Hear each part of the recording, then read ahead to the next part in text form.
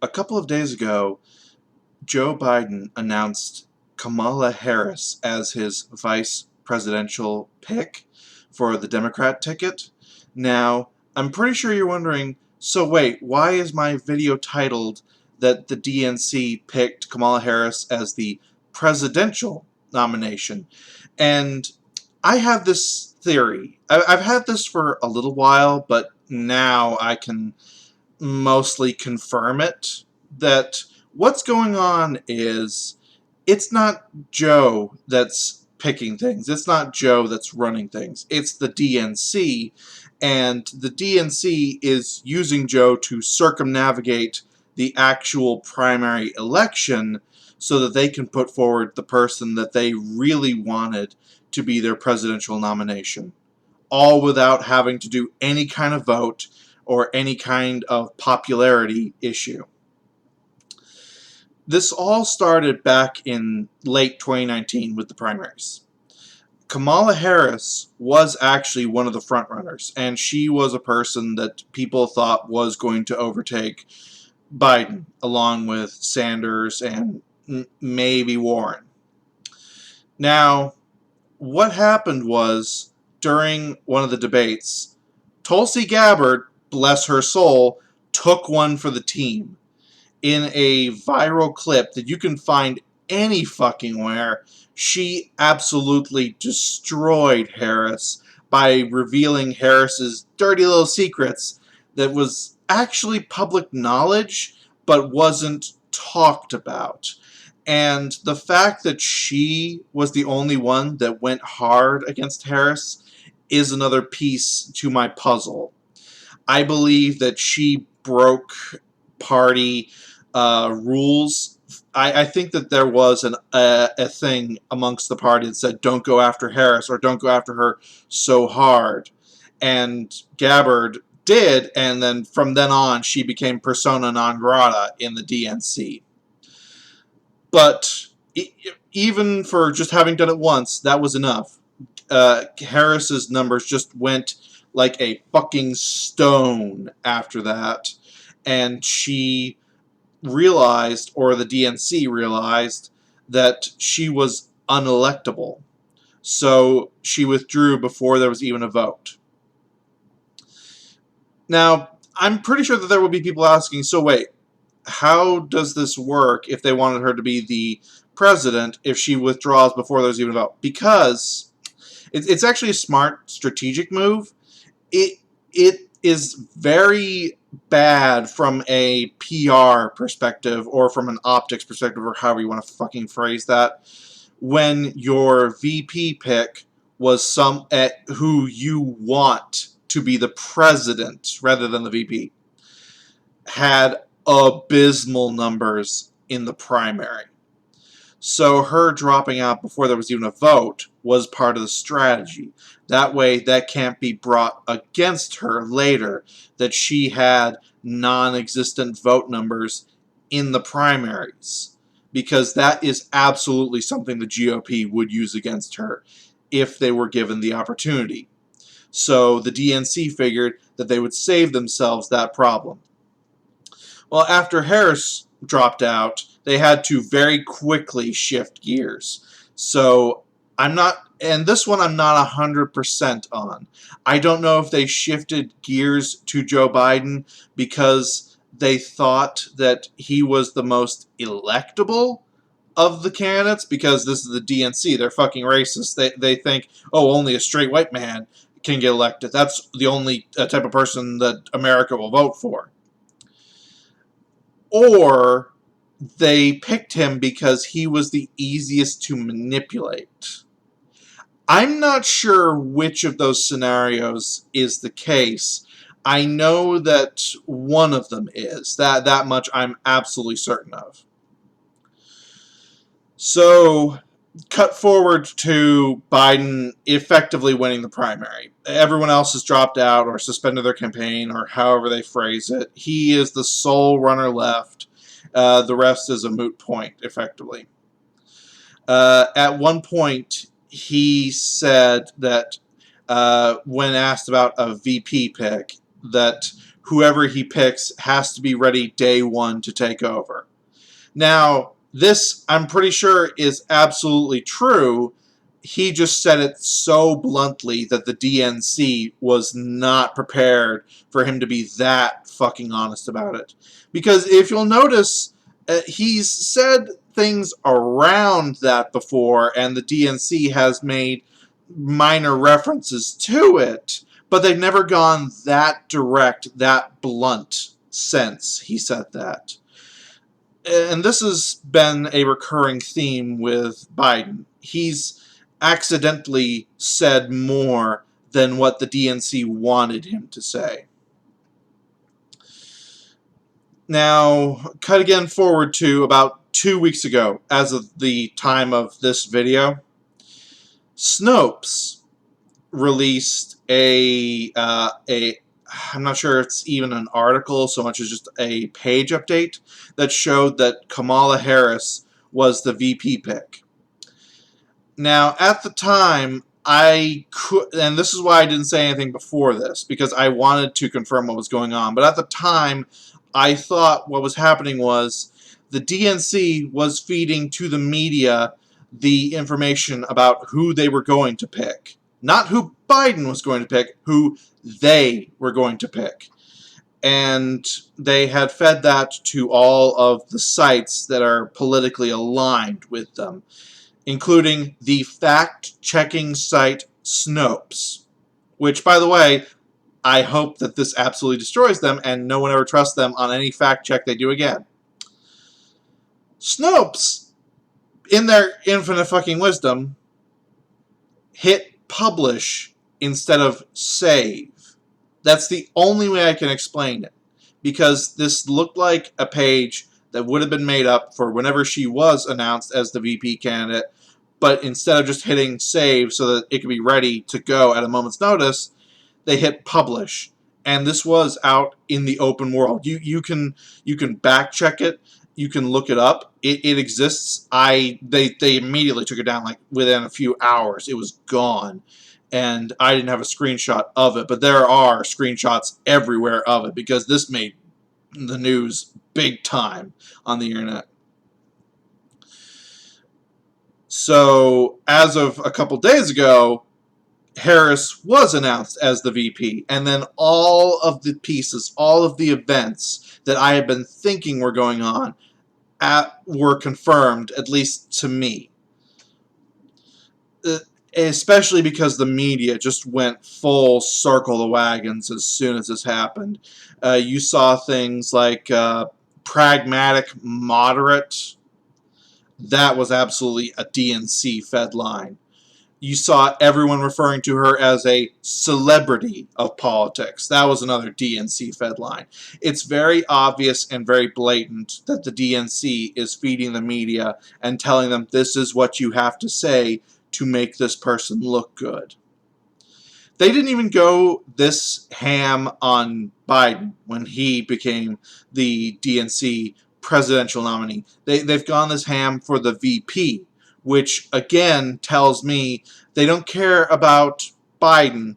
Biden is sort of just a step removed. Harris is the one that they want. And for those of you not in the U.S., you may be wondering how the fuck this works, because your elections are very, very different from ours. Well, the way that in the U.S. it used to work at the very beginning, that we voted for the president and then the runner-up became the vice president. Now, that was very quickly changed because of the second presidential term, where it was President John Adams and Vice President Thomas Jefferson, who were as politically just different, polar opposites as you can fucking get. They were good friends outside of politics, but in the world of politics, they hated each other's guts. So it was quickly changed so that I believe that the change officially was you elected the president and the vice president. Now, somewhere down the road, there was a bit of a change again. I don't think this was an official change. I believe this was more of an unofficial change, and this only happened something in the ballpark of about 100 years ago. That you stopped voting for the vice president and you just voted for the president and vice president on the same ticket, which is why it's still the same process that you have a president and a vice president, but you in the older versions you would still vote for each, but it just effectively became you voted along party lines, and that's typically what happened. That's typically who got in. So I think that they just changed it so that you're voting for both at the same time, which I can somewhat see the idea behind that. The issue is, in cases like this, it leads to an incredible amount of manipulation because you may absolutely not want the vice president that the party has brought forth, or in this case, their version of the president. Now, I've seen some people argue that Kamala Harris isn't who Joe Biden wanted, that he only did that because of BLM, and that he actually wanted Beto O'Rourke. Now, I will concede that I believe that Biden wanted Beto. That I will absolutely believe, especially because he wanted to make Beto the gun grabber czar. But what Biden wants in this is completely irrelevant. Biden is a tool. Biden is the middleman that they are working through. He is the puppet. The DNC has their hands so far up his ass. What the DNC wants is Kamala Harris. And again, another reason I firmly believe this is in no reality, in no world where BLM is so anti-cop, where the Democrat position right now is defund and remove the police. In no world would you put forth a fucking cop as your VP. So that tells me this was what the DNC wanted, and this is the person they had wanted since day one, and they're trying to make it work. I believe that this is why it took so fucking long for us to see the VP pick, which normally happens pretty quick comparatively, because the DNC was hoping that these protests would die down a bit so that it wouldn't be as big of a stink as it is. Because, again, they put forth a person that is very well known for abusing her authority, that has kept people in prison for longer than they should have been, against judicial orders, that she has kept people in prison when they were found innocent because she wanted to keep her conviction rate up. That is the kind of person Kamala Harris is. She once complained about having to let people go because, oh, then we'd lose a large labor force. That's the kind of... This is the exact kind of person that BLM is protesting against, and they put this forth. By the by, to anyone that might be a part of or support BLM that's watching this, what's it like being the sole unicorn in the room? But secondly, and I've said this before, the main BLM site, which is the main BLM branch, not a side branch, not an offshoot, the main group, their donation page is handled by a Democrat super PAC. So that money was being funneled to the DNC. And now the DNC has put forward the cop Kamala Harris. No refunds, by the way. It's rather blatant what's going on here. This was a very long, calculated maneuver by the DNC themselves.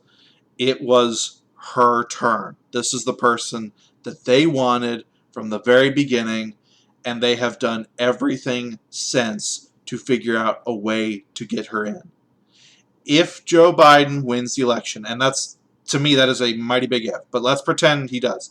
If he wins, I can guarantee you, from the time of his inauguration to, at the very most, 6 months later, he will resign, or what I think will actually happen is they will put forth a motion of mental incompetence to effectively force him down so that Harris is in charge from that point. Because if he steps down of his own accord, that might look a little bit too blatant. If they put forward the mental incompetence thing, that they can probably get away with. That they can probably weasel their way out of, oh, we had no choice, this is something we never realized, this came about so suddenly, we're worried about his health, yada yada. For over a year, this has been what the DNC has wanted. And they've been calculating and figuring out how to make it happen. And this is the most direct route they can think of. And the media is absolutely on their side. You will not hear anything against this from the media. Because they are the fucking DNC's lapdogs at this point. Everyone has become so orange man bad. They have just completely lost themselves in Trump derangement that they will take literally anything. Even a manipulation on a scale that I don't think we've ever seen in modern American politics. They will completely ignore this. They will completely hand wash this away because orange man bad. And look, if you, after hearing about all this, still want to vote for Biden and Harris, you do you. I'm not telling you don't do that. I am just wanting to make it completely clear you are not voting for Biden as president. You are voting for Kamala Harris as president. And if at the end of the day you still prefer that over Trump, good on you. But me, I do not take this level of manipulation well. This is a giant scam that the DNC is trying to put on the American populace, and I do not take this at all. It's even more blatant than the Hillary Sanders fuck up of 2016. And everyone has been watching this one even closer. So how people don't get this, I will never know. Again, I think it's that just people are so orange man bad, they've got full blinders on. They don't care. They'll vote blue no matter what the case. And again, that's your prerogative. If you want to do that, good on you. I am not taking that. That was the major reason I did not vote for Hillary in 2016. If she had won naturally, I might have. But not after the giant rigging that happened against Sanders. And this is the same thing that will keep me from voting for Democrat in 2020. I hope that the Democrats lose, and then learn from this. They actually let the fracturing that they've been holding off happen. Because that's what needs to happen. They need to have their Tea Party style split, reform, and come back stronger for it. That's what it's going to take. I get so tired of saying this every fucking time. I do not want one party to be dominant in politics. I want multiple parties, realistically, but at the very least, I want two parties to actually have a fucking chance. Because we have one party that's just absolutely dominant. They can do whatever the fuck they want, and that's not healthy. DNC, stop being so blatant about it. Fix your shit. Get better. That's all I'm asking. This is a math machine praising the coming of President Harris as the nightmare that I have never wanted to see. Peace out.